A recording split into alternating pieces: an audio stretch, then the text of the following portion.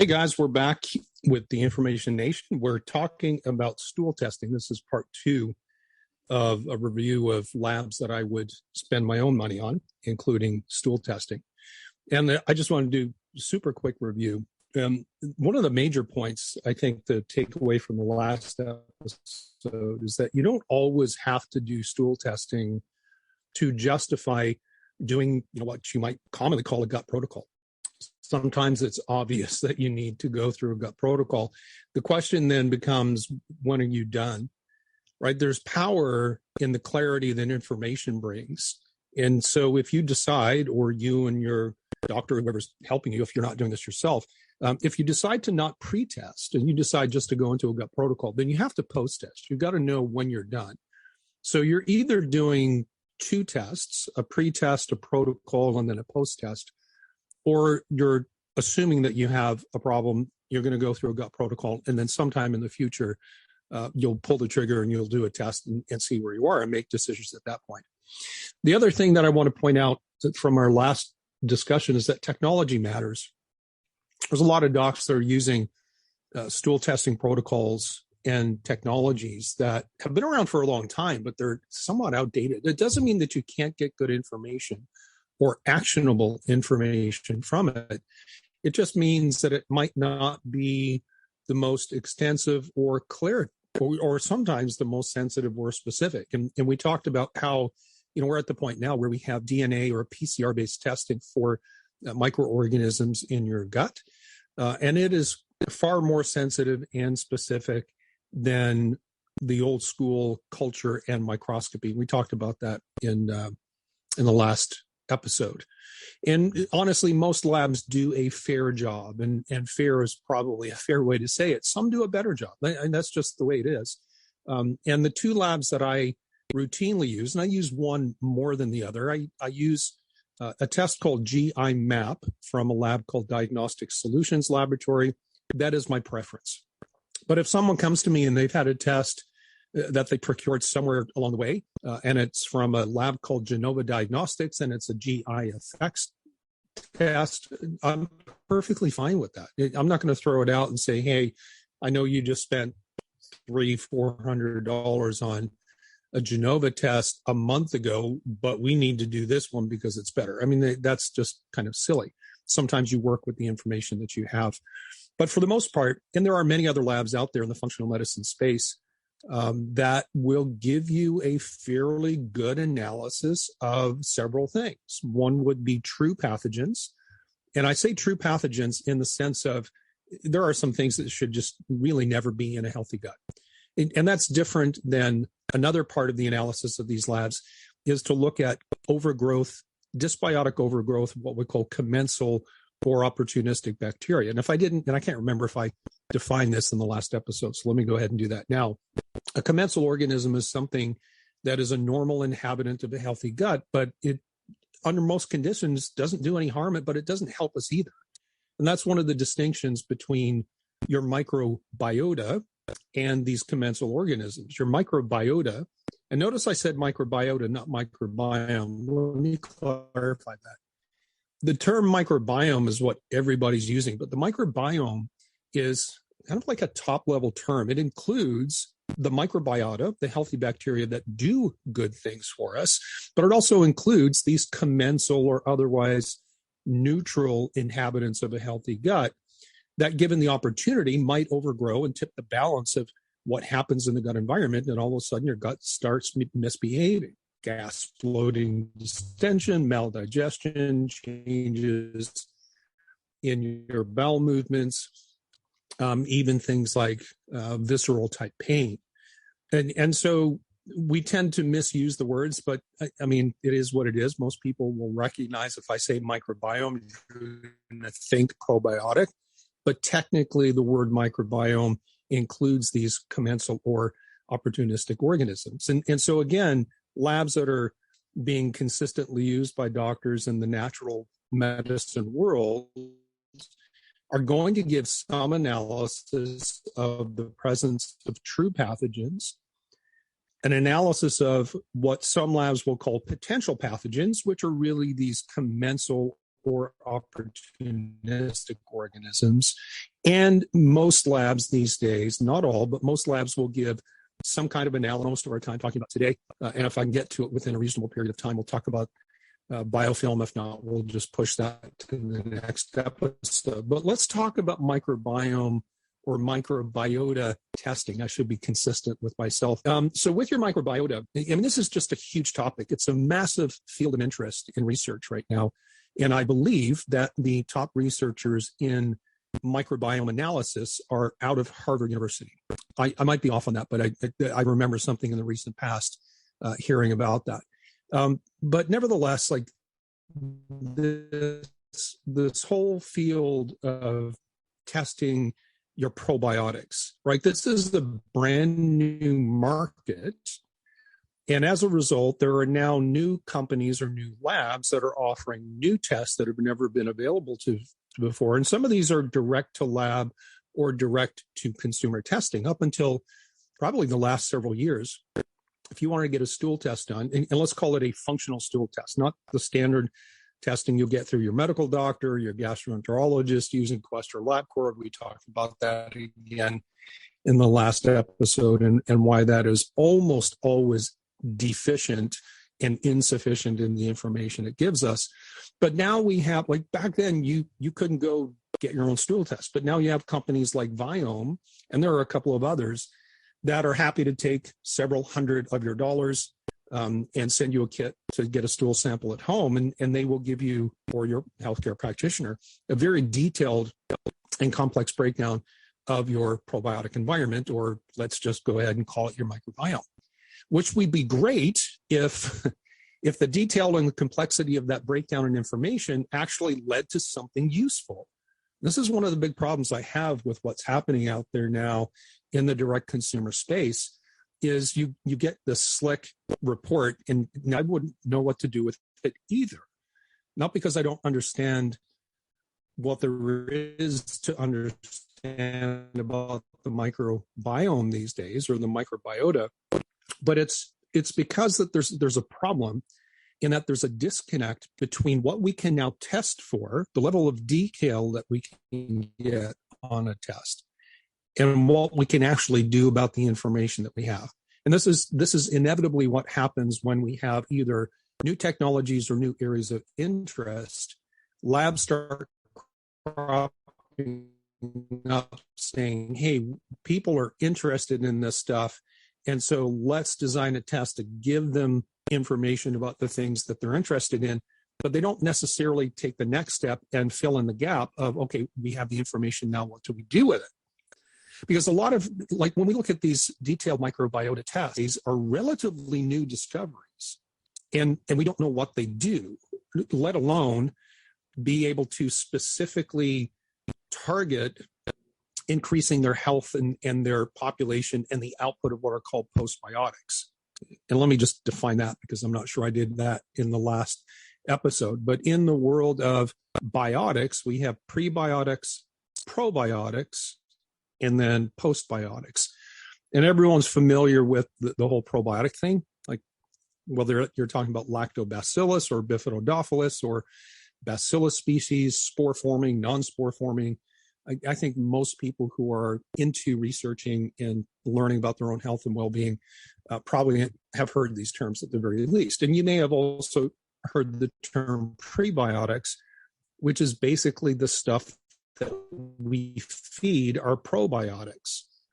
And that might be fibers and fermentable compounds from your diet, or it might come in supplement form. And it could be fiber type, whether it's fructooligosaccharides or chicory and inulin, or it might even be like plant polyphenols. That's another area of new research right now, is that it's not just about fiber, it's actually about polyphenols or chemical compounds that you find in plant and vegetable matter. But going back to this idea about what is a useful test? A useful test is, number one, something you can get and afford. And number two, something with which you can do something after you get the information. Because if all you get is a detailed breakdown of your microbiota, and you see all these different species or subspecies that are deficient or insufficient, But if there's nothing that you can do intentionally or knowingly to bring those levels up, or, other than maybe some generic things like eat more fiber or change your diet in some fashion, then that test becomes impractical and useless. And again, the whole point of this little mini series is to help you understand that there are some tests that I think are very, very important that should be included in, let's call it tier 1 testing. But there are some tests that are almost completely impractical and useless. And sure, you can spend your money on it. Yes, you'll get a nice report, but it's not going to lead into anything that's effective or efficient in terms of changing the outcome and promoting the outcome that you're looking for, which is your gut being healthy and all the things that comes out of that. So, the best we can do these days in terms of microbiota testing is to report on large groups or families of probiotics and pay attention to the relative contributions of these family groups as a whole. And this is, again, a problem I have with some of the detailed reporting that's happening in some of these direct-to-consumer labs, is because, let's say that you get a list of a couple hundred different probiotic species and 11 of them are imbalanced, but maybe those 11 only contribute less than 1% to your total microbiome.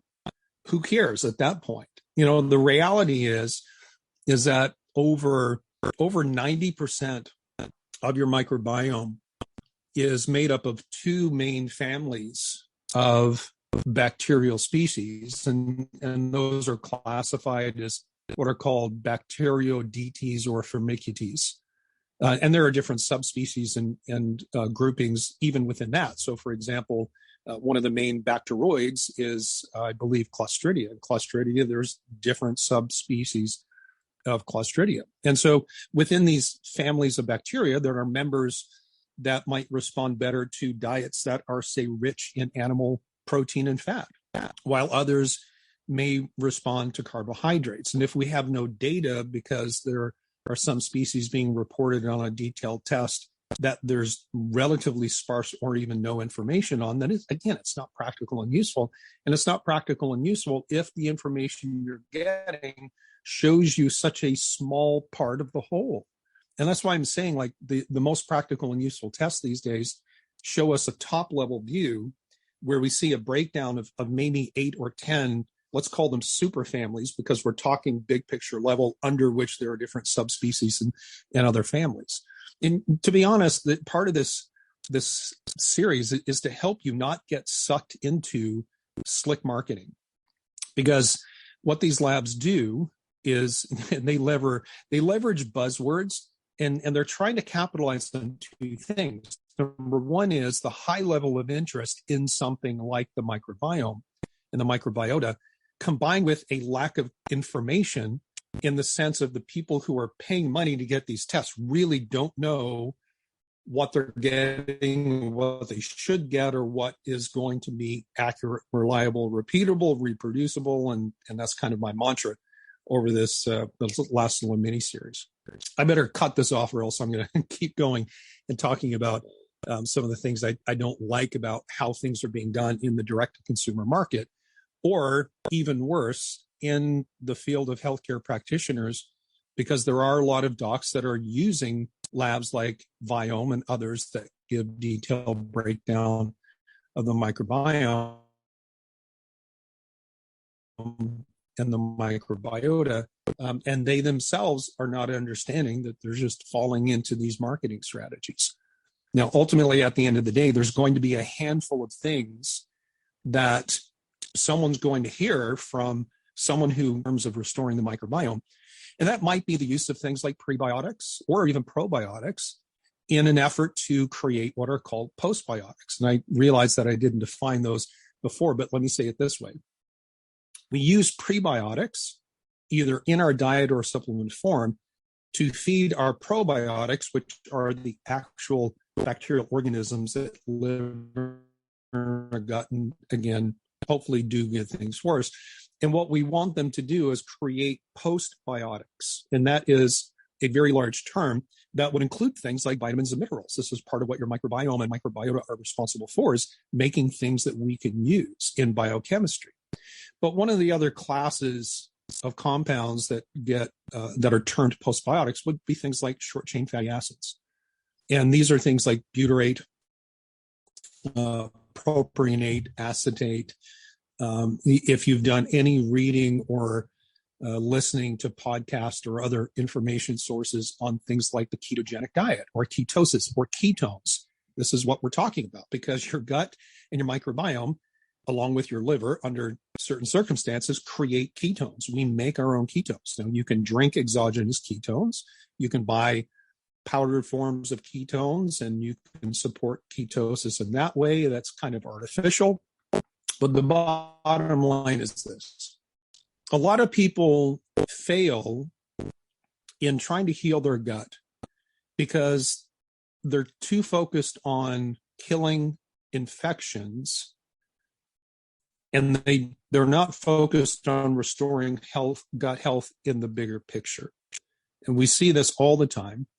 And I will say that I am guilty of making this mistake, not recently, but certainly in my early years of doing natural medicine. I thought, well, if all we did was get rid of candida, for example, or if we got rid of H. pylori, or if we got rid of Enterobacter, that we were done. And I was surprised when people would come back and they would say, well, all my symptoms are back 3 months later. And then I started to realize, well, there's some steps I'm missing. And that is, ultimately, this is about the bigger picture of restoring gut health, and removing infections is one part of that. And just because you've gotten rid of an infection doesn't mean you're finished, because if you don't go the next step of restoring gut health in the bigger picture, it just simply leads to reinfection. Another key point is, again, prebiotics and probiotic supplements are, they're great in the short term. But in the long term, you want your microbiome, your microbiota more properly. Can't get it out. You want your probiotic environment or probiotic population to be making postbiotics as a result of feeding it a good and healthy diet. Now, what does that mean? Because, as I said a little while ago, some of the major species that make up the largest part of your microbiota, actually feed off fat and animal protein. And this is why some people can go on a carnivore diet and literally eat nothing but animal protein and fat and have zero carbohydrates, no plant matter at all, no fruits, no vegetables, no grains, and actually get healthy. And if you've not looked into the carnivore diet, maybe we'll do a series on that at some point, but it's something that you might want to look into. It is the real deal, and it's a good solution, a good answer for some people, but not for all. And I would posit, I would propose to you that if somebody completely goes off all carbohydrates, all fruits and vegetables, and adopts a diet that's all animal-based, and they get better in general, their gut gets better. There's a whole host of reasons why that might be, but one of it might be because it created a favorable shift in their microbiota for that person. Does that mean that everyone should be carnivore? Absolutely not. Just in the same way, I think, should everyone be vegan? Heck no, absolutely not. Do most people do better with a balance of animal proteins and fruits and vegetables and healthy fats? Probably. Are there people who do better when they shift to the extremes? Absolutely. So all of these things are kind of important to fit in. Having good stool testing can really only practically show you. No, let me say it this way. There's testing out there that you can get these detailed views of your microbiota. At this point, they're impractical and pretty useless. And it's just, in my opinion, it's a waste of money. Most of the stool tests that I've been using and others who practice like me do give you the top level view of your microbiota. And it can tell you, in most cases, not all labs do this, but some of them will actually give you a breakdown of some of the postbiotics. They'll give you an analysis of the short chain fatty acid production that whatever microbiota you have, and whatever your diversity and your abundance is, how does that sum up into some level of postbiotic balance and control? And then also, another key point is to understand that retesting is important. I started out this episode talking about how you don't always have to have a stool test, but if you decide that you're going to do a gut protocol without the advantage of the clarity that a stool test will give you, then you have to at some point do a post test to know when you're done. And here's the difficult part, is that in almost all cases, gut symptoms will resolve before balance and health is restored to the gut. And let me say that again, because it's so important. It doesn't matter if you're a healthcare consumer and a layperson with gut issues, or if you're an allied health professional and you're listening to this podcast. Gut symptoms typically resolve before balance and health is restored to the gut. You need to know when you're done, and it's almost never when your symptoms are under control consistently. And if you stop doing what you're doing that got you to the point where your gut's asymptomatic, and you've resolved whatever presenting complaints that you started with, then more than likely over a period of several months, you're going to end up back at square one again, or maybe halfway back, because you're probably going to go, wait, this is happening again, and you're going to spring into action sooner, and maybe you'll catch it before you go on that downward slide all the way back to square one. And nobody wants to do that. Nobody wants to go through a gut protocol and spend 8 weeks or 10 weeks or 16 weeks or 20 weeks or more fixing their gut, only to be back at square one in week one in a matter of months or a year. And so again, I would encourage you to understand that stool testing, while it does have its limitations, is in a pretty good place right now in terms of the information that we can get, as long as we're using good technology and as long as we're seeing enough of the bigger picture. And again, it falls into several different categories. One is looking for true pathogens. One is looking for potential pathogens or opportunistic infections.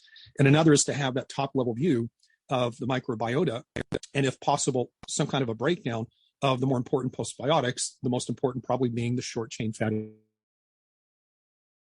acids. Now, having said that, I know I said I was going to talk a little bit about biofilm, but I'm watching the clock here, and we're going to have to put that off to the next episode. So there will be a part 3 to stool testing as part of the labs that I would spend my own money on. Okay. Thanks.